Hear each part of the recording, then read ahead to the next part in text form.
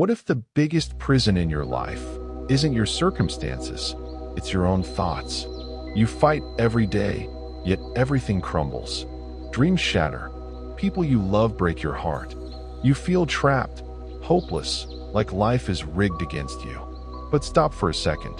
What if the key to unbreakable peace isn't changing the world around you, but quietly rewriting the story inside your head? This true feeling tale of one ordinary woman proves it. A single shift in thinking can heal a broken heart and light up an entire village. In a serene South Asian village hugged by endless green fields and ancient towering trees, lived a gentle elderly woman known as Grandmother Banu. Her snow-white hair framed a face etched with the soft lines of time, but her eyes, oh, those eyes, glowed with pure kindness and quiet strength. Villagers adored her. No matter the storm life sent, she greeted every day with the same warm, unbreakable smile. She lived alone in a humble mud home tucked beside a massive banyan tree. Her husband had passed years ago, and she had no children. Yet complaint never crossed her lips. Every sunrise, she swept her small courtyard, watered her few precious plants, and settled under the banyan's shade with a simple cup of tea.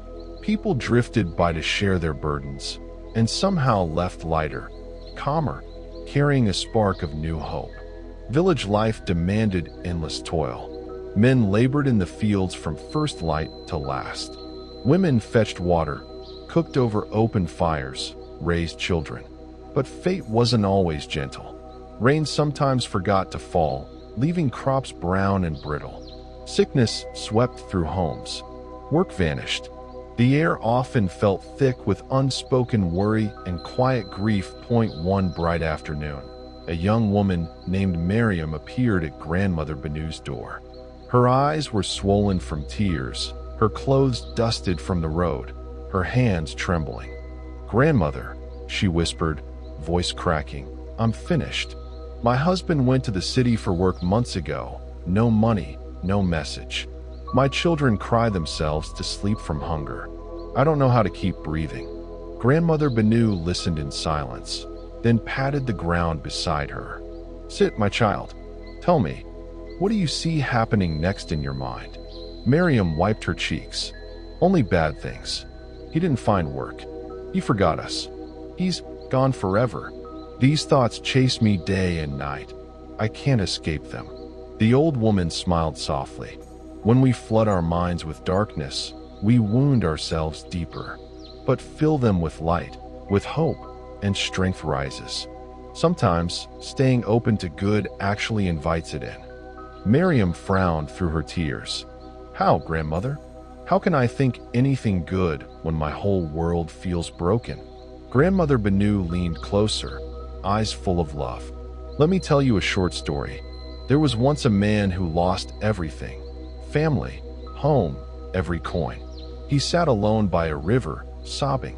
An old woman passed and asked gently, "Why the tears, son?" "I have nothing left," he cried. "How can I ever be happy again?" She smiled and said, "Open your eyes. The river hums a lullaby just for you. Trees spread shade over your head. The sky pours light and endless color. Your lungs still draw breath. Your heart still beats. You live, and that alone is a gift worth thanking." For the first time, he really looked.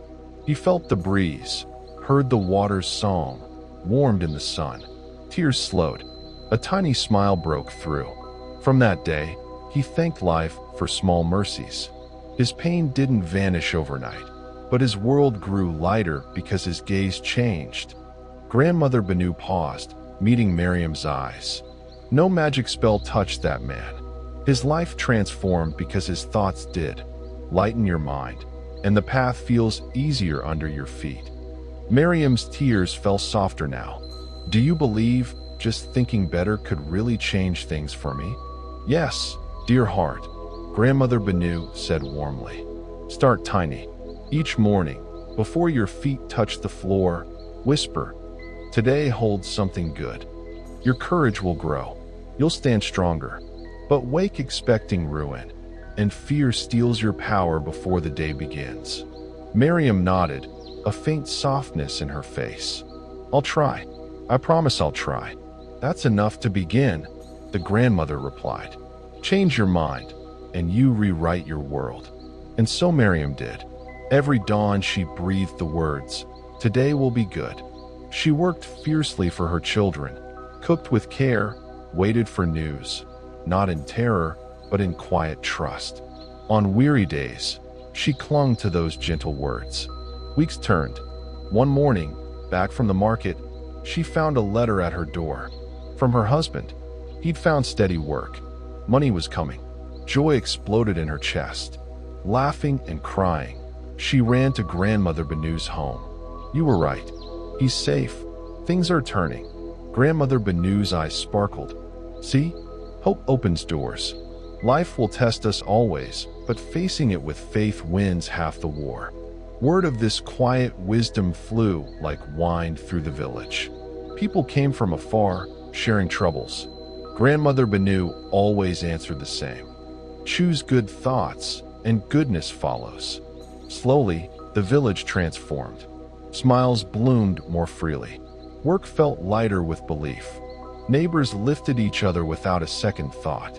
Even hard days couldn't dim them. They remembered. Think light, live light. Grandmother Banu became the gentle heartbeat of her people. Proof that peace isn't born from a perfect life, but from a peaceful mind.